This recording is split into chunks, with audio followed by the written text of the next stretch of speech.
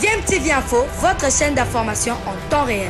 La politique, la santé, le sport, les faits de société, la musique, les rumeurs et bien plus encore. Vous découvrirez cela dans notre chaîne DMTV Info.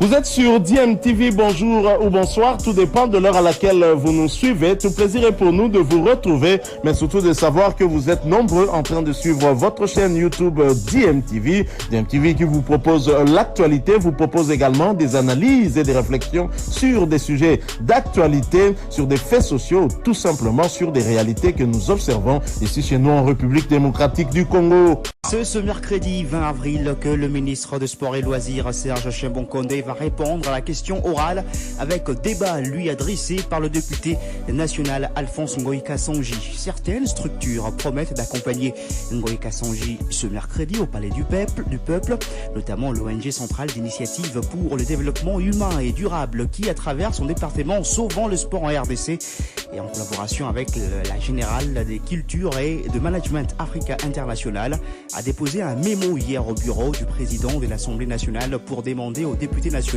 de transformer cette question orale avec débat en motion de défiance. Pour cette structure, l'actuel ministre de Sport et Loisirs n'a pas été à la hauteur des attentes placées sur lui, notamment dans l'organisation de la double confrontation entre la RDC et le Maroc, comptant pour les barrages des éliminatoires de la Coupe du Monde Qatar 2022. La RDC était éliminée par le Maroc au cours de ce dernier tour éliminatoire.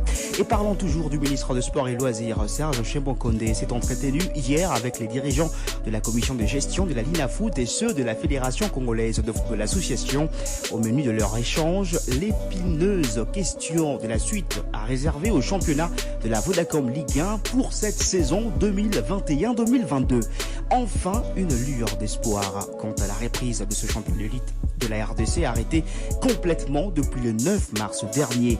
Tout pourrait se décider demain mercredi au cours de la réunion très importante qui va tenir à la FECOFA ensemble avec la Linafoot, les clubs ainsi que Congo Airways. Serge Tchimbonkonde a rassuré toutes les personnalités reçues hier que l'argent pour le transport de clubs avait déjà été disponibilisé pour Congo Airways. C'est plutôt des problèmes internes à cette campagne, plutôt à cette compagnie qui ont occasionné l'arrêt du championnat. C'est ce qu'a expliqué Belge Totala, secrétaire général de la FECOFA, hier à l'issue de cet entretien avec le ministre des Sports. Conjointement avec la Linafoot, nous avons été invités par l'autorité. Il était question d'analyser ensemble les causes du blocage du championnat, parce que vous savez que par rapport à cette question, l'opinion est très mal informée, parce qu'il y a une thèse qu'on fait accréditer dans l'opinion selon laquelle c'est le gouvernement qui veut permettre les moyens à la disposition de Congo Airways que le championnat puisse continuer.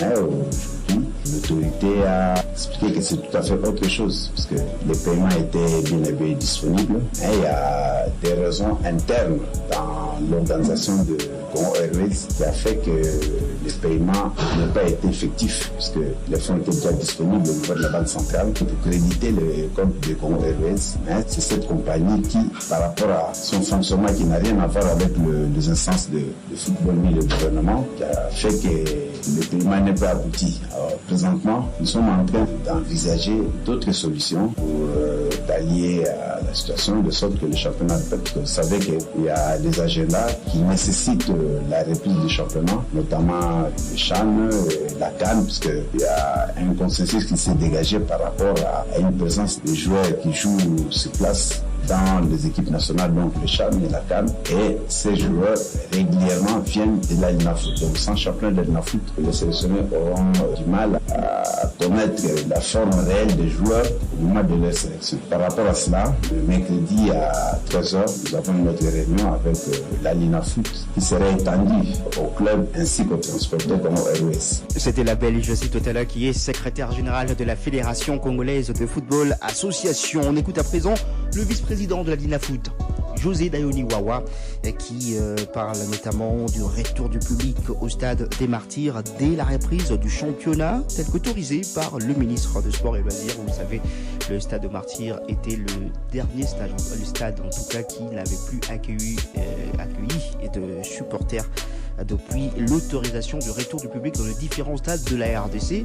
C'était parce que le travaux était en train d'être effectué au stade de Martyr en prévision donc du match entre la RDC et le Maroc, comptant pour les éliminatoires de la Coupe du Monde Qatar 2022. Et donc le feu vert du ministre pour le retour des supporters dès la reprise du championnat, mais à certaines conditions, comme l'a dit José Dayoni Wawa. Je crois avec la rencontre qu'on vient d'avoir avec son Excellence le ministre des Sports, je crois que l'horizon commence à s'éclaircir.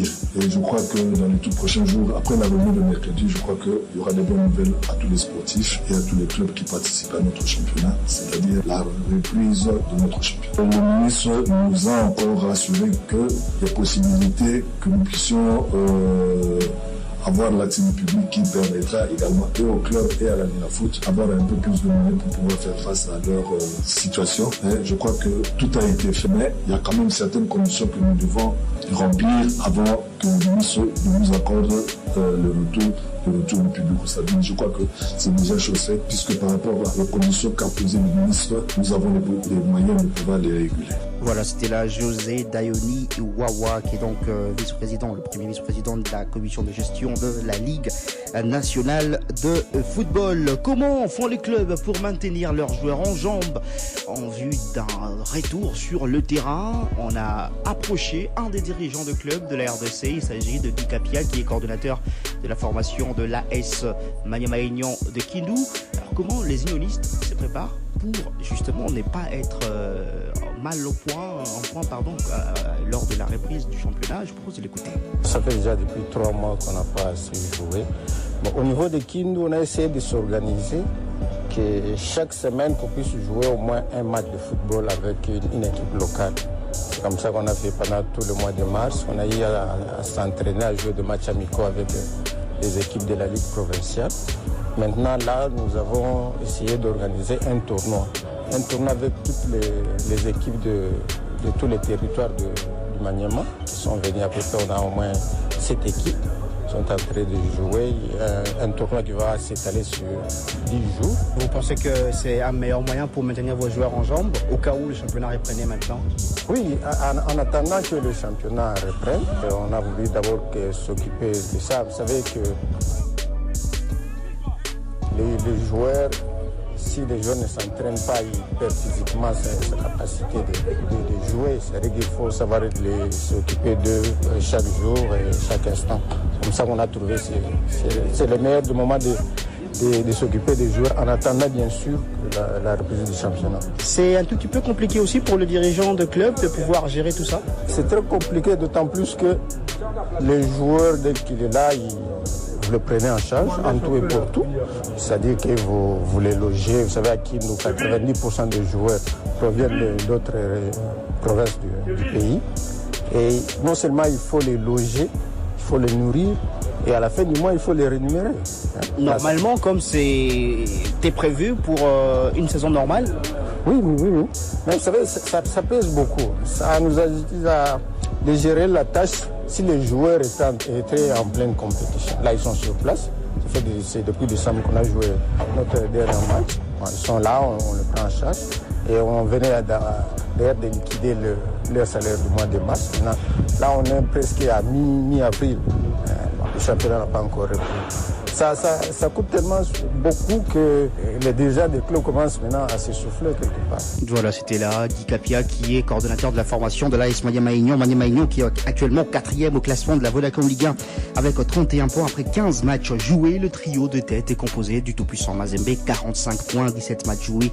Avec Club, 42 points, 17 matchs joués. Et Lupopo, 40 points, 17 matchs joués également. Le tout-puissant Mazembe, oui, malgré l'absence du championnat, qui a quand même réussi à tenir en échec la formation de Pyramids FC d'Égypte, 0 but partout dimanche dernier en match comptant pour les quarts de finale aller de la Coupe de la Confédération. Les Corbeaux ont regagné Lubumbashi hier lundi en vue de préparer le match retour prévu dans 6 jours maintenant. Ça sera le dimanche 24 avril prochain à 15h heure de Lubumbashi et 14h heure de Kinshasa, match que vous suivrez en direct sur Top Congo FM. Mais à l'heure arrivée à Lubumbashi, le kinésithérapeute du club noir et blanc de Lubumbashi, le Belge Belge Jonathan Klaus a été retenu par la DGM et menacé d'expulsion donc pour répartir dans son pays, et le comité de supporters du tout-puissant Mazembe prévoit une marche de protestation dans la ville de Lubumbashi si son kinésithérapeute n'était pas libéré par la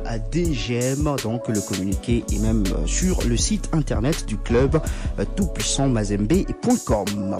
On continue à parler football sur le plan continental. La route pour la CAN Côte d'Ivoire 2023 sera tracée ce mardi au bout du tirage au sort qui sera effectué à Johannesburg en Afrique du Sud par la Confédération africaine de football. Ça sera à 18h30 heure de Kinshasa. Les 48 pays concernés seront répartis en 12 groupes de 4 équipes chacun, et faisant partie du top 12 du classement FIFA de pays africains. La RDC est dans le chapeau 1 ensemble avec le pays hôte de la CAN 2023, la Côte d'Ivoire. Il y a également le Sénégal, le Maroc, le Nigeria, l'Égypte, la Tunisie, le Cameroun, l'Algérie, le Mali, le Burkina Faso et le Ghana. 11 pays que la RDC ne pourra par conséquent pas affronter au cours de ces éliminatoires. Les potentiels adversaires de la RDC, il faut aller les trouver dans les 3 autres chapeaux. Dans le chapeau 2, il y a la République sud-africaine, le Cap-Vert, la Guinée, le Gabon, le Bénin, l'Ouganda, la Zambie, le Congo-Brazzaville, la Guinée équatoriale, Madagascar, le Kenya ainsi que la Sierra Leone. Le chapeau 3 est composé de Namibie, de la Guinée-Bissau, du Niger, de la Libye, du Mozambique, du Malawi, du Togo, du Zimbabwe, de la Gambie ainsi que de l'Angola. Le chapeau 4 pour terminer, il y a la Tanzanie, la République centrafricaine, le Soudan, le Rwanda, le Burundi, l'Éthiopie, les Swatini, le Lesotho, le Botswana, le Libéria, le Soudan, les Comores ainsi que Sao Tomé et Principe. Notez pour rappel qu'à l'issue de ces éliminatoires, les 2 premiers de chaque groupe seront qualifiés pour la phase finale de la compétition qui, je le rappelle, sera organisée par la Côte d'Ivoire en juin et juillet 2023. Les éléphants hôtes de la compétition prennent part à ces éliminatoires et d'office qualifiés, cela veut dire donc que une seule place seulement sera disponible dans le groupe où se trouvera la Côte d'Ivoire. Une seule place pour les 3 autres pays. Les 2 premières journées de ces éliminatoires auront lieu au mois de juin prochain. Du basketball avant de boucler ce journal des sports, et on parle de la Basketball Africa League Nil Conférence. Les choses ne vont toujours pas pour le représentant de la RDC, condamné à terminer en dernière position de cette conférence. Espoir Foucache a essuyé une 4e défaite de suite hier. Hier, c'était face à la formation de Petro Atlético de Luanda. 30 points d'écart, 94 pour Petro et 64 pour la formation d'Espoir Foucache qui va jouer son dernier match aujourd'hui contre Cape Town Tigers de l'Afrique du Sud. Une équipe déjà qualifiée pour Kigali où se tiendra la phase finale au mois de mai prochain. Cape Town Tigers Espoir Foucache, le match aura lieu à 18h30 heure de Kinshasa. La victoire de FAP hier devant Cobra Sport a offert au club camerounais le dernier ticket qualificatif pour Kigali concernant cette conférence Nil. FAP s'est imposé devant Cobra Sport sur le score de 71 à 64. Bilile le kamalo bana ebele